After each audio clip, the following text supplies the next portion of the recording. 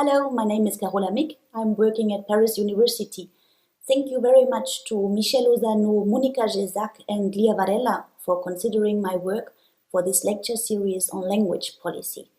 The work I will present here on the transformative power of Andean Spanish is the result of research effectuated by Juan Carlos Gaudenzi of Montreal University and myself. Actually, the argumentation I will develop here has been elaborated in these two articles we recently wrote together. As you may have read in the paper written by Alastair Pennycook, I recommended to you for preparing this lecture, we adopt a postmodern approach to language policy.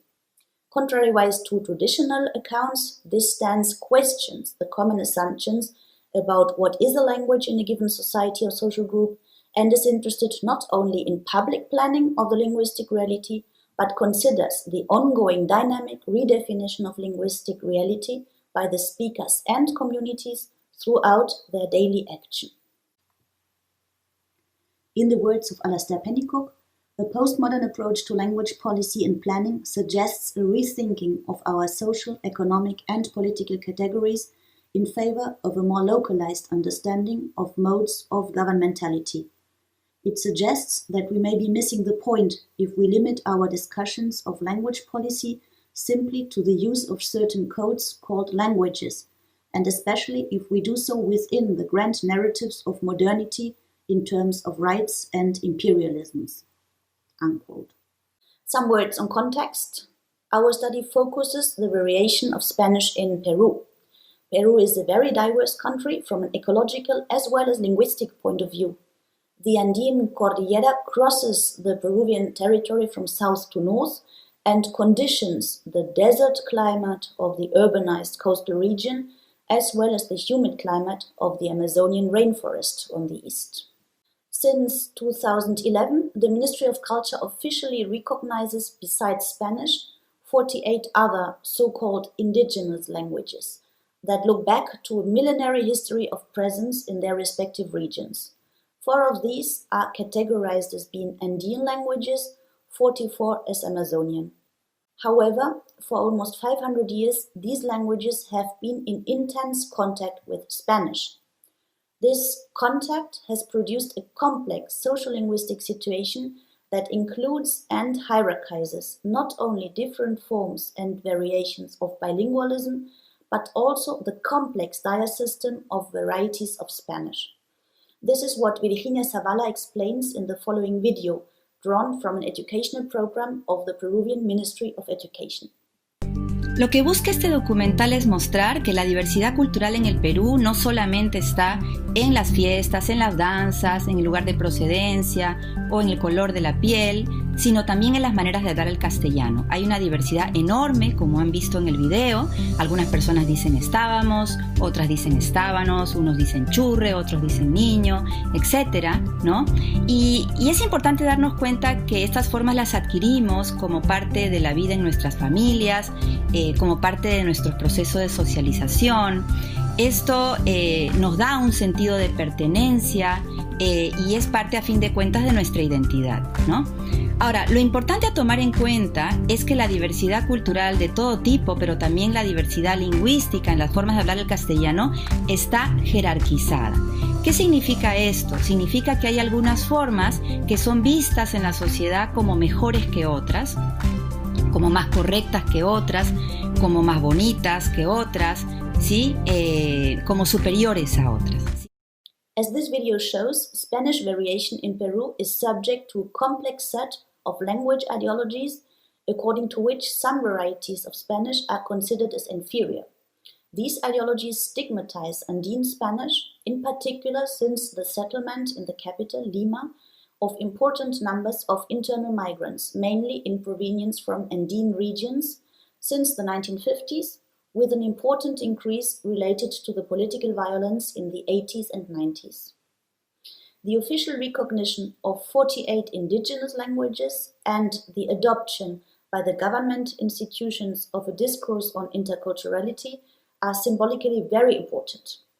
However, the huge polemics, the comment by Virginia Zavala you just saw, provoked in media only some months ago, demonstrate that important structural and ideological obstacles still impede a recognition of the linguistic diversity of the Peruvian society.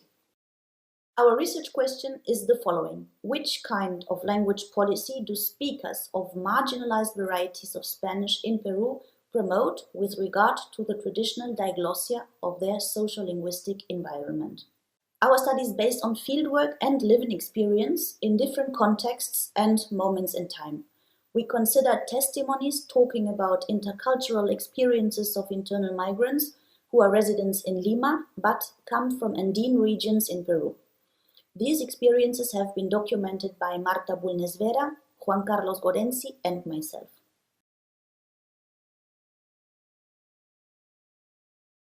We analyzed this data from the perspective of critical discourse analysis, taking into consideration and interpreting our observations on a linguistic and discursive level with regard to the performative power of Andean Spanish within the Peruvian society.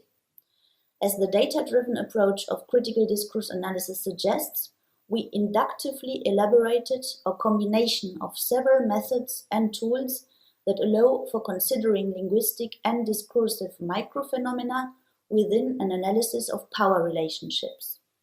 Denis Bertrand and Amir Bilyari's semiotic conceptualization of power, as well as the heuristic tool of Gilles Deleuze and Michel Foucault's dispositif, allowed for categorizing the performative power of the analyzed speech acts.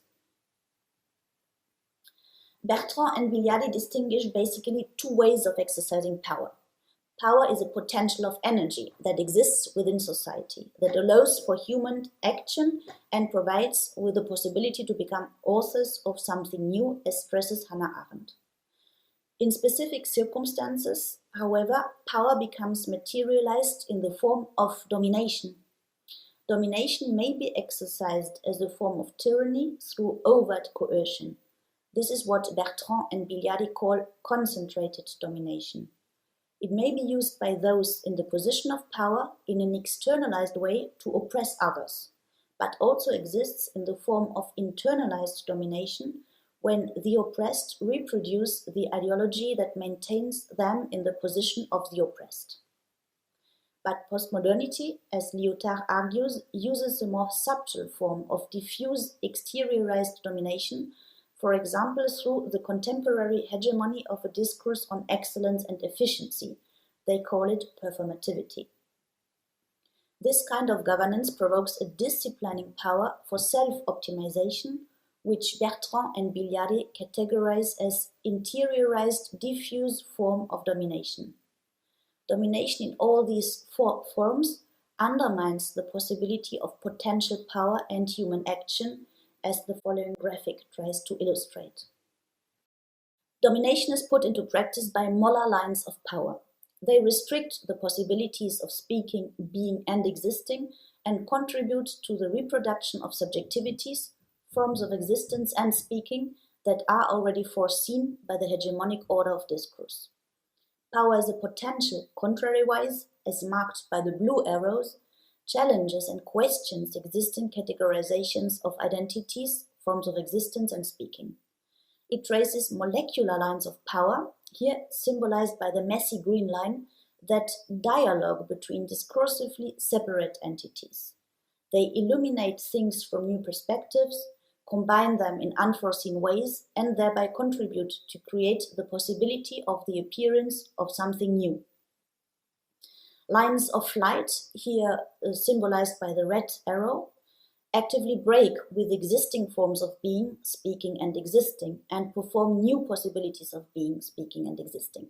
Like the metaphors of a poem, they transcend the existing order of things and point towards alternative ways of being. As literature argues, the position of those who we used to call migrants particularly promotes the creation of these multiple forms of agency.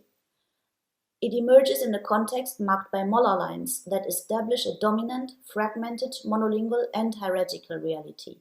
It obliges thereby created migrants to constantly translate, as Homi Bhabha calls it, between discursively subdivided regions, cultures, languages, and identities, in order to construct her and his trajectory. Their discourse, therefore, puts into dialogue languages, identity, objects, and realities that hegemonic discourse conceives of as separated. Or, in the words of Antonio Cornejo Polar, I quote the translation in English, migrants' discourse is radically decentered, for being constructed in relation to several and asymmetrical axes. It embraces not less than two living experiences that migration does not try to synthesize in a space of harmonious resolution. I imagine, on the contrary, that the spaces over there and here that also represent a yesterday versus today reinforce their capacity of enunciation and contribute to forge narratives with two faces. I consider that migrants' mobility duplicates, or more, the subject's territory and offers or condemns him or her to speak from more than only one place. It is a double discourse situated in multiple ways. Unquote. And this is also what characterizes speakers of Andean Spanish. Analysis of this variety demonstrate that Andean Spanish is a heterogeneous phenomenon and that speakers promoting its varieties master a complex set of local, official, and often bilingual norms. Their voice negotiates constantly between the different social pressures, on the one hand of assimilation to an abstract, valued supposed standard, and on the other hand of providing their heterogeneous living experiences as migrants between regions, cultures, and languages with a sense of honoring their own trajectory and identity. This negotiation impacts on the formal and semantical structures of their voices.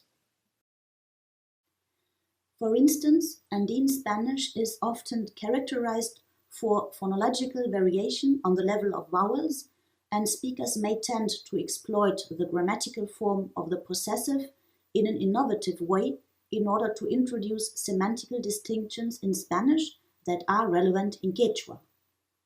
What is most important, however, is that this emerging hybrid linguistic ensemble, according to Juan Carlos Gorenzi in this quote, at least at one of the peripheral parts of the town, profiles as being a convenient tool for expressing new sensibilities and experiences, as well as for making possible the introduction of new actors in the urban organization of the capital Lima. Unquote. The testimonies of internal migrants are clearly crossed by molar lines of domination. The speaker of the first citation, for instance, talks about the externalized, concentrated domination he suffered from. I quote the translation. The small village I lived in with my grandmother is a beautiful sight, where you do not find what you have here in Lima. Over there, everything is peace. It's the countryside. Here, my friends made a fool of me because I used to speak differently, not that clearly. The Spanish was not that clear. Hey, Serrano, they called me. Go over there, or leave. Unquote. The second testimony further demonstrates that concentrated domination is also internalized by the speakers, who reproduce the ideologies that maintain them in this socially inferior position. I quote in English. Over there, sometimes you do not understand the accent they speak. By studying, your vocabulary increases, it changes more. Unquote. And this does not only impact on their linguistic choices, but also on the forms of living and being they choose, as illustrates the third excerpt. Quote in English. Yes, I changed when I came to Lima. I wanted to disguise because I wanted to change. I did not want to stay like that. Unquote.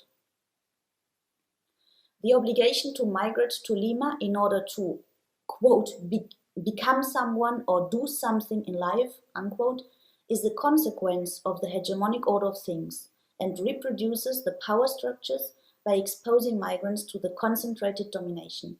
As demonstrates the last citation, quote, it is not easy to live on the coast. However, I am achieving what I most want in life, unquote. Some of the migrants, however, start to be proud of their origin, denounce the discrimination and deconstruct its underlying ideologies. The first speaker, cited on this slide, for instance, remembers her knowledge of Quechua and practices it whenever there is an opportunity, with other Quechua speakers or people who want to learn Quechua. She says, quote in English, I answered him in Spanish and some words in Quechua. He said, well done, you know. not like other girls who pretend not to know Quechua. They know it, but they are ashamed of it because they think that the people from Lima could marginalize them and call them a serrana, a chola, such a person, unquote. The second citation questions the ideologically sustained obligation to go to Lima in order to be someone or do something in life. I quote in English, "I think I would like to go over there and to teach so that the girls could perhaps consider not coming over here and pass through all these experiences. If the people, we can do it ourselves, why should we come here?" Unquote. And the third speaker constructs a curious form of identity in the in-between Lima and Apurimac that best fits for him in the category of Peruvian. I quote, "My name is Teófilo. I would say I am born in Lima and natural from Apurimac. I mostly feel Peruvian. Sometimes my wife asks me whether I am limeño or provincial. I answer that I am limeño by blood, and because I was born here, sometimes I have this side. I feel as a provincial because I grew up in the province." Unquote. Not fitting into pre-given categories provides these speakers with the possibility to create new realities. For instance, the speaker of the first citation uses Quechua with two of her classmates in the English lessons and constructs roles of learning teachers and teaching pupils. I quote the translation. "I have two friends who come from Cusco and they also speak Quechua. During English lessons, sometimes we use Quechua. The teacher is lost in Quechua, so we teach her little by little." Unquote. The last citation challenges the hegemonic xenophobic discourse on migration, establishing new criteria for legitimating the arrival in Lima. The use of pronouns is interesting in this quote, since the speaker breaks with the hegemonic opposition of we versus them and introduces you, a second person, singular, that allows for an ambiguous interpretation. I quote the translation.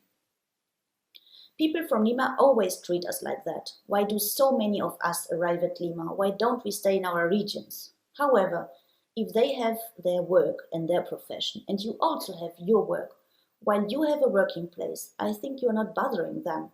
Unquote.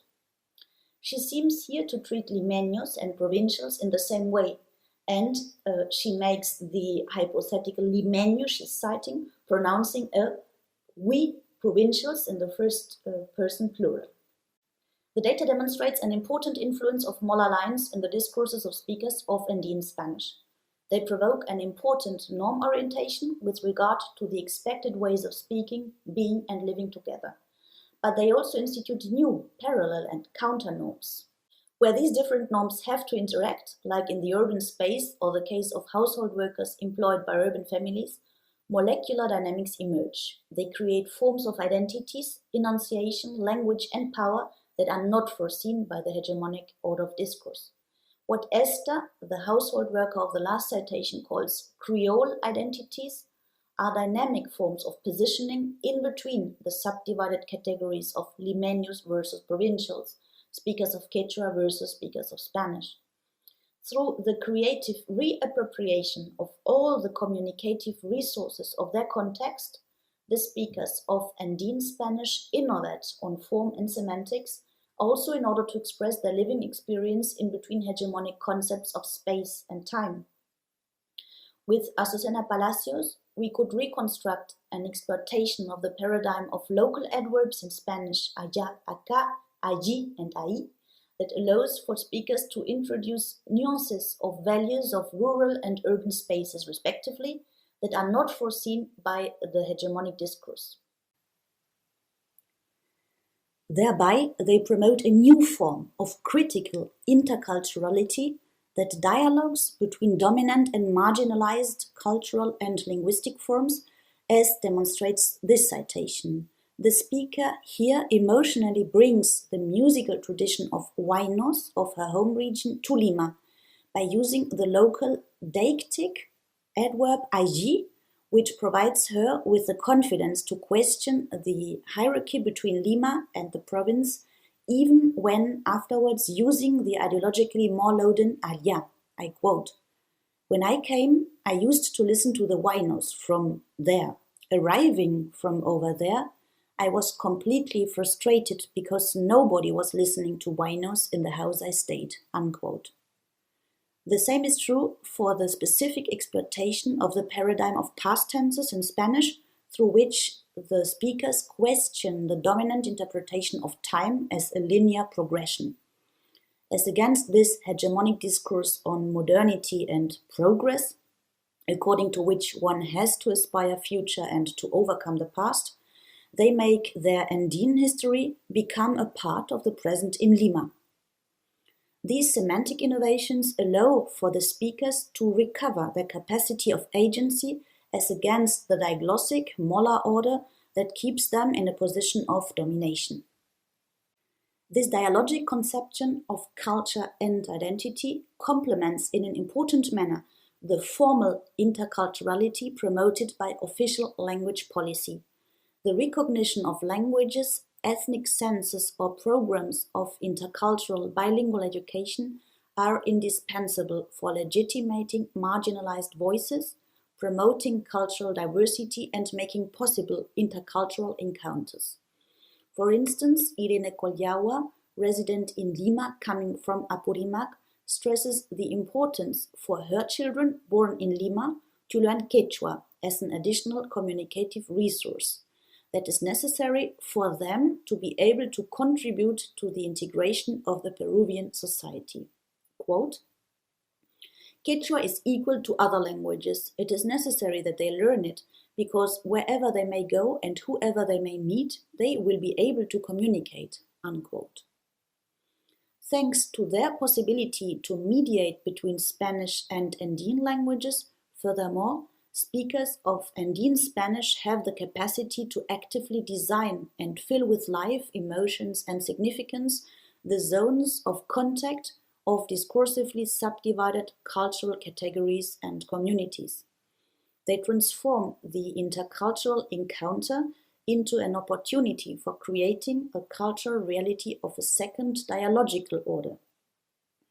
They ensure the dynamic evolution and actualization of the different resources of their communicative repertoire according to the needs, challenges, and possibilities of their daily life as migrants between regions, cultures, and languages. Andean Spanish language practices contribute to democratizing institutional language policy, constitute and guarantee power as a potential in a culturally diverse society. The data provides clear examples of the transformative potential of language practices that are commonly categorized as Andean Spanish. Speakers promote what Panico calls translingual activism. The testimonies show that migrant speakers of Andean regions promote a form of integration bottom-up that complements official language policy with regard to institutionalized languages in a crucial manner.